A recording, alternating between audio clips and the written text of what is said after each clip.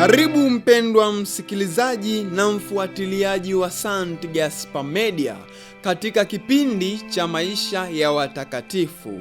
Ikiwa leo ni tarehe 18 ya mwezi Mei, tunasikiliza na kutafakari juu ya maisha ya Mtakatifu Felisi wa Kantalisi Mtawa.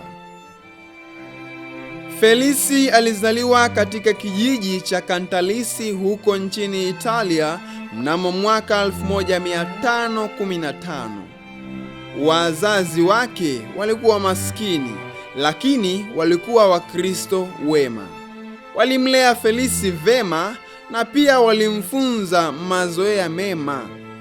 Alipokuwa mkubwa kidogo, wazazi wake walimtuma mashambani kuchunga ng'ombe.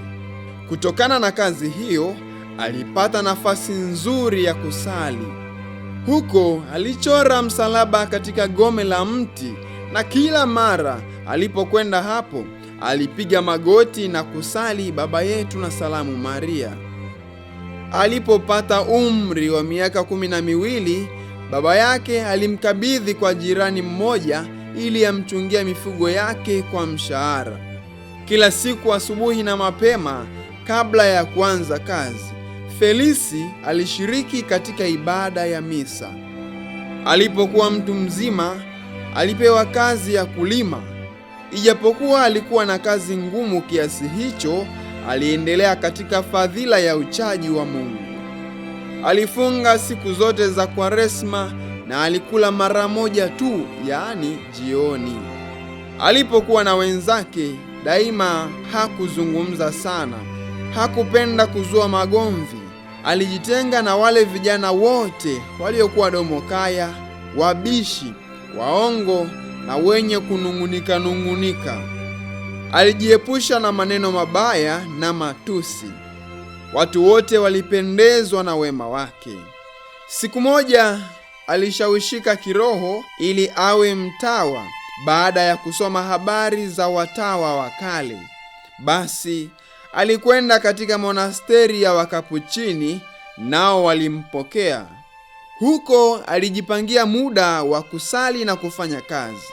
Alijishinda mwenyewe ili asipatwe na tamaa mbaya, na akili yake yote daima ilimwelekea Mungu tu. Wakati wa novisiati, Felisi alikuwa akiugua mara kwa mara, na wakuu wa shirika mara nyingi walinuia kumrudisha nyumbani kwa kutokuwa na afya njema. Lakini Felisi alijikaza kushiriki katika vipindi vyote vya sala na kazi, na baada ya novisiati hakuugua tena mpaka mwisho wa maisha yake.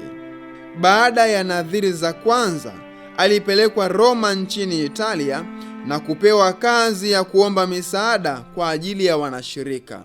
Aliifanya kazi hii kwa muda wa miaka 40, akipita katika mitaa ya Roma na mfuko wake wa kuombea msaada. Watu walimuita ndugu tumshukuru Mungu, kwa vile Felisi alizoea kusema hivyo kila alipopata msaada. Hakuwaogopa watu kwa ajili ya vyeo vyao. Aliwahi kumwambia kardinali aliyekuwa mlinzi wa shirika, Bwana Kardinali, umewekwa kuwa mlinzi wa shirika ili kulilinda, sio kwa kujiingiza katika madaraka ya viongozi wa shirika. Alimpenda sana Maria, mama wa Mungu. Inasemekana kwamba siku moja brother Felisi alipokuwa akisali mbele ya sanamu ya Bikira Maria aliyekuwa amemshika mtoto Yesu, alitamani sana ili naye apate kumshika mtoto Yesu mikononi mwake. Alimwomba Bikira Maria ampe mtoto Yesu ili naye amshike. Lo! Mara sanamu ya Bikira Maria ilimwinamia, naye Felisi akamtwaa mtoto Yesu mikononi. Alipokaribia umri wa miaka 72, alipumzika kazi. Alizoea kusema, punda hawezi kutembea, anashindwa. Brother Felisi aliaga dunia mnamo tarehe 18 ya mwezi wa 5 ya mwaka 1587. Alitangazwa kuwa mtakatifu mnamo mwaka 1709. Itukuzwe damu ya Kristo! Milele amina.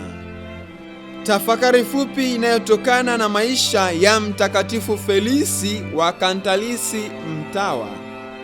Kwa hiyo ndugu zangu, maadamu Mungu ni mwenye huruma nyingi, na wasihi kwa moyo wote, jitoleeni nafsi zenu kwa Mungu kama tambiko iliyo hai, takatifu na yenye kumpendeza. Hii ndiyo njia yenu halisi ya kumwabudu. Rejea waraka wa Mtume Paulo kwa Warumi sura ya 12 aya ya 1. Watakatifu wengine tarehe 18 ya mwezi Mei: Watakatifu Yohane wa kwanza na Klaudia, na pia watakatifu Dioskorus na Potamoni askofu, wafiadini wa Misri. Mtakatifu Felisi wa Kantalisi Mtawa, Mfransisko Mkapuchini, utuombee.